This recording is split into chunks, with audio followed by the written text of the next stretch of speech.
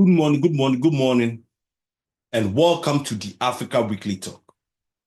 Today's subject on the docket is these three West African Sahel regional countries, Burkina Faso, Mali, and Niger, and how these three countries' revolutions that took place a couple of years, 2-3 years ago, has also transformed and changed the trajectory of these countries' socio-economic development. And it is out of these changes that have taken place for the past 2-3 years that has also ignited a lot of Pan-Africanism support from Pan-Africanists in the diaspora on the African continent, as well as pretty much the whole world, in support of these changes and the development that is taking place in these three countries. It's astonishing, fellas. Revolutions can be good or bad. Revolutionary leaders can transition the country to become a better and a great country, or can set a country back years in terms of development. And one particular country that comes to mind when it comes to revolutions is always the United States of America, in its revolution to gain independence from Great Britain in 1776. And it was out of that revolution also that has made America the greatest country on this planet Earth today. It is out of that revolution that also the United States came up with this experimental democratic form of governance, constitutional democracy, that today the whole world, pretty much the whole world, is doing right now in terms of constitutional democracies. So the democracies can be, revolutions can be good if channeled, if used for the right reasons, and they take the right path, just like the United States Revolution did for the United States of America. And I hope these three countries in the Sahel region, Burkina Faso, Mali, and Niger's revolution, will also do the same for these three countries. And in the end also, other African countries can emulate and also build on their countries with this same strategy that is going on in Burkina Faso right now. Now, fellas, the reason why I'm doing this video today pretty much has to do with the mega projects that is going on in these three countries, especially Burkina Faso. And the truth about it is that, according to World Bank and IMF economics analysis and so on and so forth, these three countries are some of the poorest countries on this globe. And even within Africa, they are considered to be some of the poorest countries in Africa. And to see these massive projects that is being undertaken by these countries, by channeling their natural resources and using it to develop their countries, that tells you that there's something wrong on the African continent. Because looking at what these three countries are doing, pretty much first severing ties from their former colonial master, France, and now channeling their own path, signing deals with different various countries and building on that to use that to develop their country is a very, very great step for these three countries. Take into consideration, like, for instance, a country like Niger, which I think is one of the biggest producers of uranium. But meanwhile, you go to Niger, they don't even have electricity for majority of their citizens. So basically, they were sending their uranium to France, which France uses to power their nuclear energy.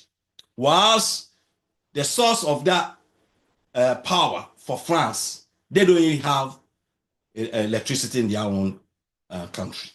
And according to the World Bank, about 2-3 years ago, analysis that they did, about 600 million Africans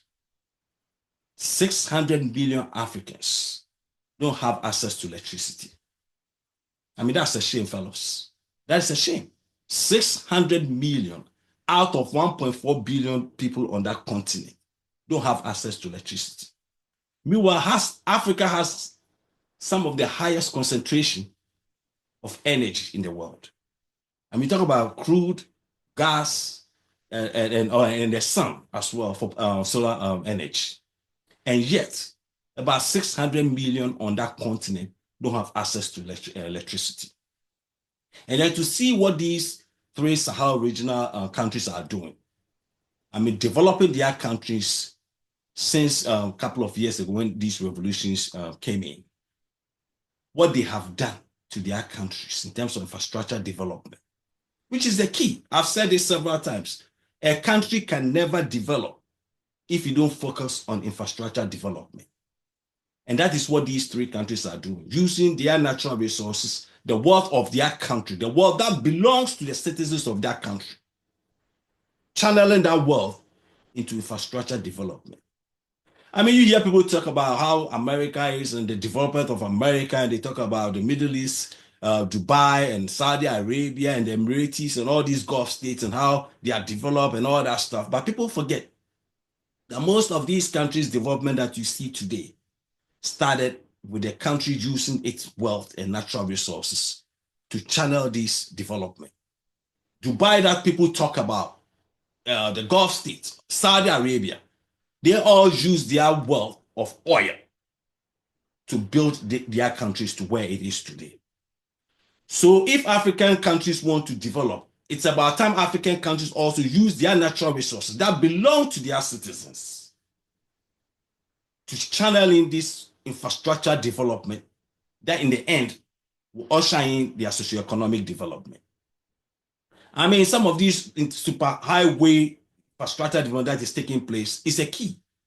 I mean, going back to the United States again, in 1956, Dwight D. Eisenhower, the late US president, ushered in this interstate highway project that pretty much linked all the 50 states in the United States of America with this, what we call I-95 highways. And out of this interstate highway project that was initiated in 1956, also changed the trajectory economically of the trade between states in the United States of America. And it is out of that built on the economic superpower that the United States is today. That is why America's economy is so intertwined among states. I mean, it's intertwined among states that they don't really that much trade outside of the United States. But the trading within the states is what makes America's economy so independent of the rest of the world. And it's about time Africans use that same channel to create that intra-African trade and use this infrastructure, a superhighway also, to develop this infrastructure superhighway to link African countries, to make it easier for them to harness this intra-African trade. That is the key to African socio-economic development. If Africans can harness that and build these superhighways to link countries within the continent, it will also enable these countries to trade and make trade easier from country to country. I mean, talking about Burkina Faso, Mali, Niger, Cote d'Ivoire, Ghana, Togo, Benin, Nigeria, all these West African countries can start with that to make that intra-trade easier and help span the development of their various African economies. But fellas, before I continue with this subject today, I want to play a video of these mega projects that is taking place in Burkina Faso. And I'll come back and dissect and talk about how most African countries can emulate what is going on in these three Sahel regional countries. So let's go ahead and watch this video about this mega project that is taking place in these countries. And then I'll come back. Today, we're taking a trip to explore one of the most surprising and inspiring stories of 2025, Burkina Faso's mega infrastructure boom. Because in the midst of economic challenges, political instability, and a tricky regional security situation, Burkina Faso is doing something bold, really bold. It's building. Not just small upgrades here and there, but full-on, future-shaping mega projects that are lighting up the map, literally and figuratively. From solar power plants sprawling across the savannah to new airports, roads, and digital highways. So why are we talking about this? Because infrastructure isn't just about bricks, beams, and concrete. It's about connection, connecting people to power, education, jobs, and opportunity. And Burkina Faso in 2025 is laying the foundation, quite literally, for a new chapter in its national story. So, let's get into it. 6. Bobo-Dioulasso, Banfora, Côte d'Ivoire Border Road Project. Commonly referred to as PIRI-BBO, this is a transformative infrastructure initiative aimed at enhancing regional connectivity in southwestern Burkina Faso. The project involves upgrading and reinforcing approximately 155 kilometers of road between Bobo-Dioulasso and the Côte d'Ivoire border, as well as constructing a 42-kilometer ramp between Banfora and Orodara. The African Development Fund has approved loans totaling €156.66 million to Burkina Faso and Mali for the upgrading and asphalting of cross-border roads linking the two landlocked West African countries to Côte d'Ivoire. This project is crucial for improving access to seaports for landlocked countries like Burkina Faso and Mali. By enhancing the road corridor, the project aims to facilitate the evacuation of agricultural and industrial products from the Hauts Bassins and Cascades regions, thereby boosting trade and economic development. Additionally, the improved infrastructure is expected to reduce transport costs and times for goods from Burkina Faso, Mali, and Niger and increase cross-border trade between countries in the region. 5. Abidjan, Ouagadougou, Kaya Railway Line Rehabilitation. That's a key one. This is a 1,260-kilometer single-track meter-gauge railway that connects Abidjan, the economic capital of Côte d'Ivoire, to Ouagadougou and Kaya in Burkina Faso. This railway has historically been a vital transport corridor for both passengers and freight. Burkina Faso authorities have unveiled a $53.1 million railway development plan, with work set to begin in 2026. The project aims to improve the country's transportation infrastructure as part of a broader strategy to strengthen connectivity and boost the national economy. The rehabilitation of this railway line is expected to cut costs in freight transport and reduce travel time for both freight and passenger transport.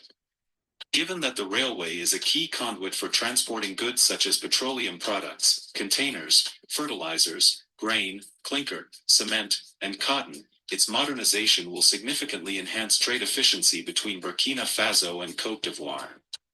Despite competition from road transport, the railway remains a crucial link for international freight traffic. 4. Donsin Solar Power Station. This is a 25-megawatt solar power plant under development in Burkina Faso.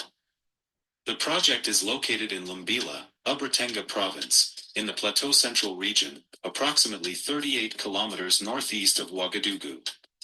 The power station is being developed by the government of Burkina Faso through the Ministry of Energy, Mines, and Quarries.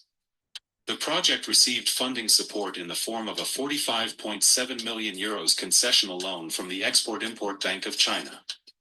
The Donsin Solar Power Station is expected to enhance Burkina Faso's energy generation capacity, which was reported as 714.4 megawatts as of April 2024.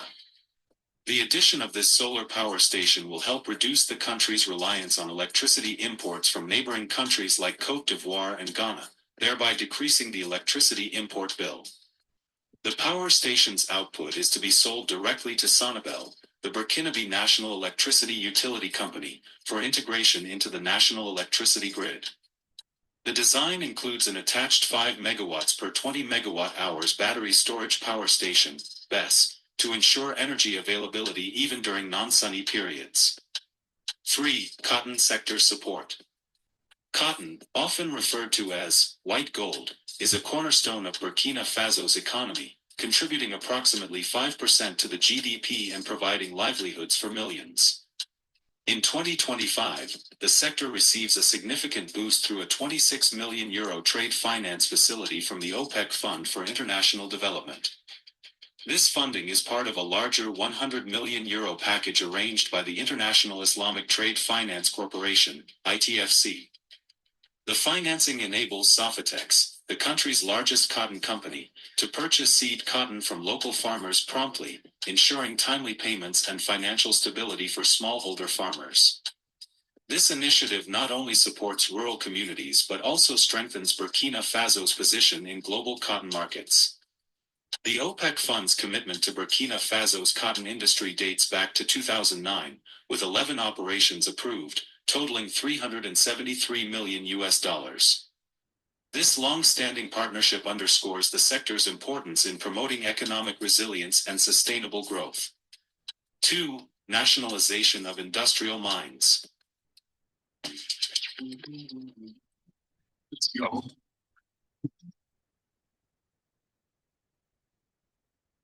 All right, fellas. So you heard pretty much what is going on right now in Burkina Faso with these massive infrastructure projects that is taking place right now in that country. And it's so astounding that these were are the very countries that are considered some of the poorest on the continent. And yet, for their revolutionary leaders to come in the past 2-3 years to transform the infrastructure development of that country is astounding. I mean, it's very, very astounding. I mean, I understand Burkina Faso is about 20-25 million population. Mali is about 20-25 also, as well as Niger. So they are not as big as a country like Nigeria, I get that. But if you look at what is going on in Burkina Faso right now, and you look at other African countries like Equatorial Guinea, Gabon, Guinea-Bissau, Namibia, Botswana, I mean, with massive mineral and natural resources. I mean, these are countries talking about 1.2 billion, 2 billion max population. I mean, Guinea-Bissau, Equatorial Guinea, and Gabon, with massive oil, crude oil reserves, with billions and billions and billions, I mean, even trillions of dollars in these three countries, small countries. And yet these small countries don't even have any good infrastructures. They don't even have good infrastructures for their citizens to even to harness those infrastructure to help them develop their economies.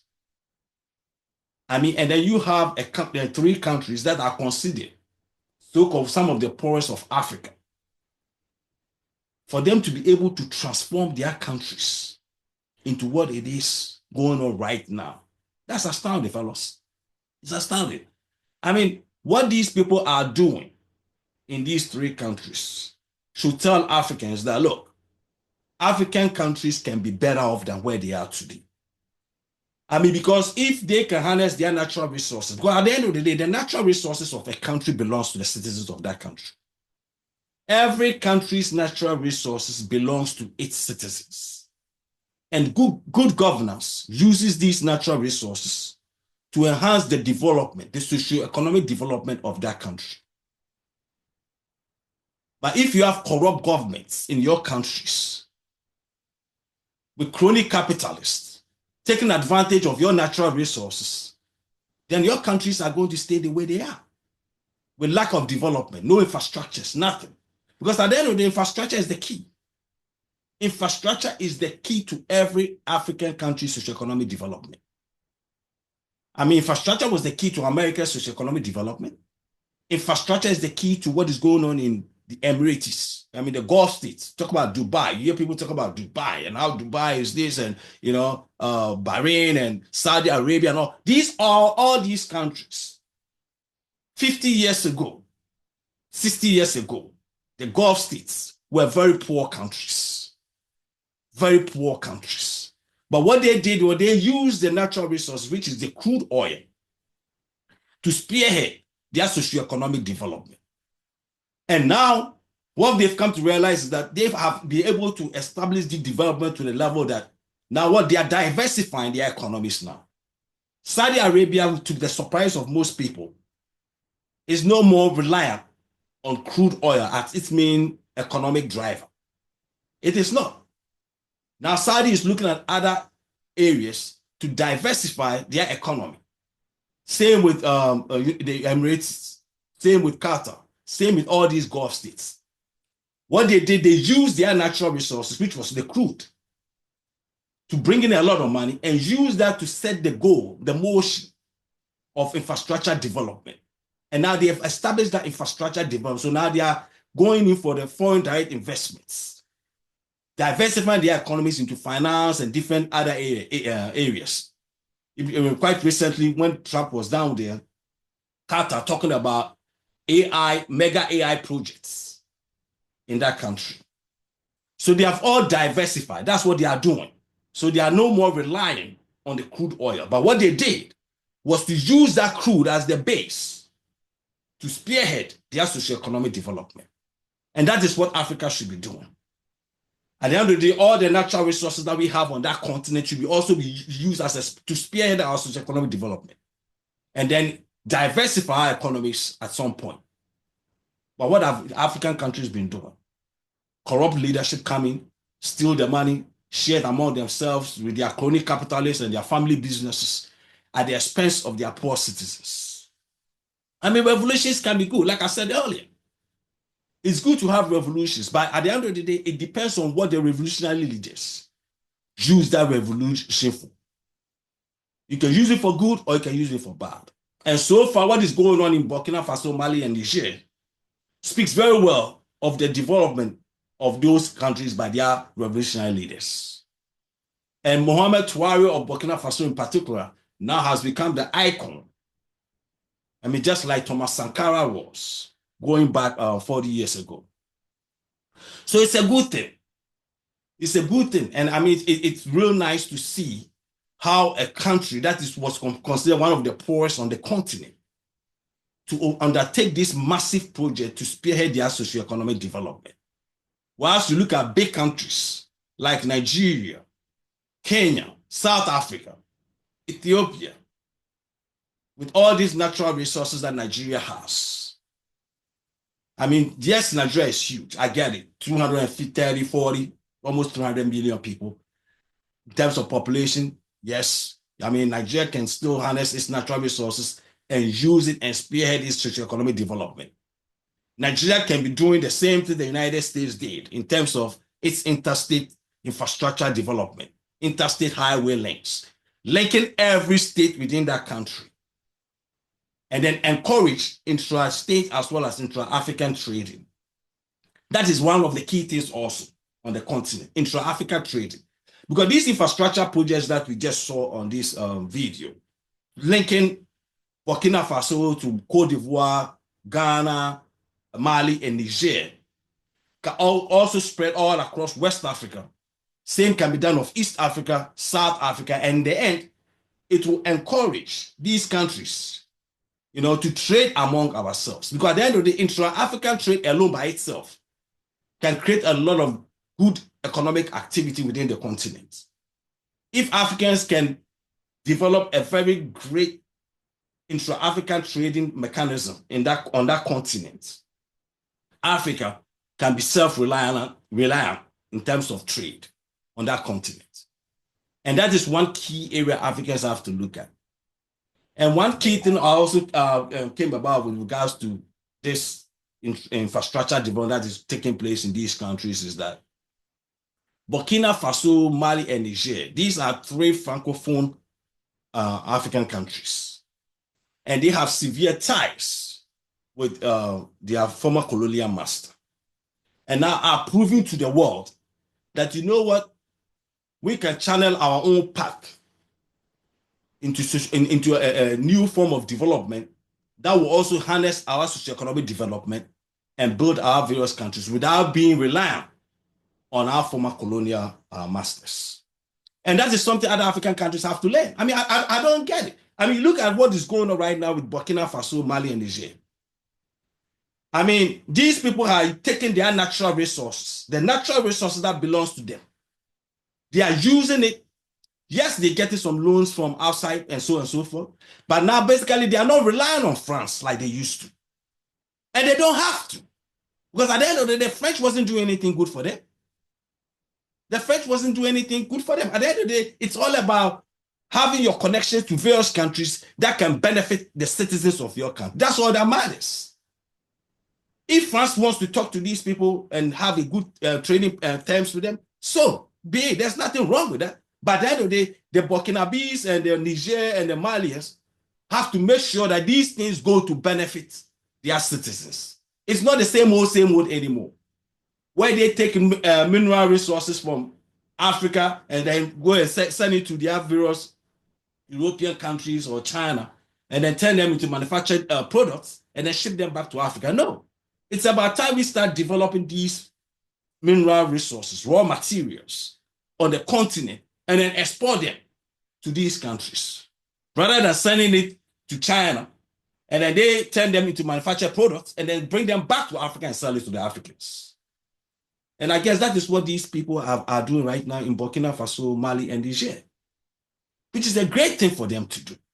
And this has also led to these Pan-Africanists in the diaspora and in America and other parts of the world who have been so much infused with what is going on, especially in Burkina Faso, to the extent that everybody is rooting for these people to succeed.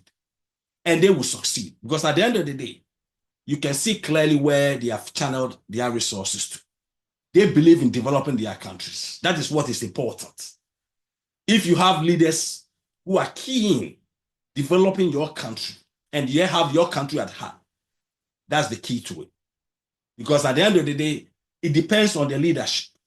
And as far as the leadership stands firm and that's what is good for the citizens of that country, then these people are heading in the right direction. Yes, I understand democratic systems, even though they came in through revolution and all that stuff. I get all of that.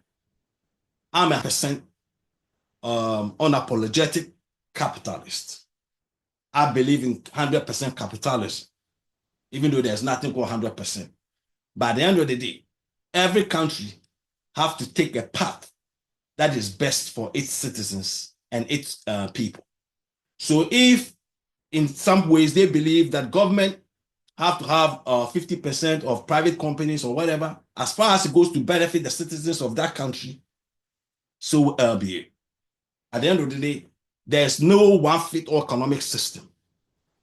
Unfortunately, most African countries and third world countries in this modern era have been brainwashed to believe this one-fit-all economic system. So everybody is trying to copy what is going on in the Western countries and so on and so forth. No, you have to channel the path, the economic system, which is social science. It has to be based on the society that you live in and channel that economic system to fit that society.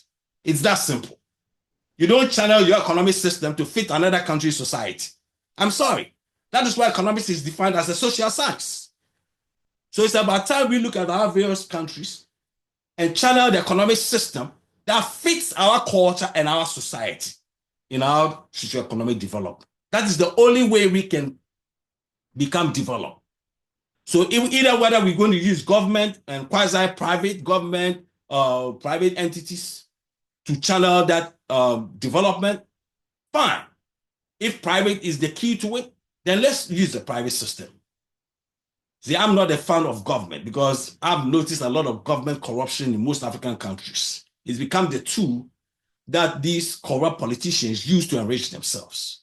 So I'm staunchly against government involving itself in businesses and so forth on the continent.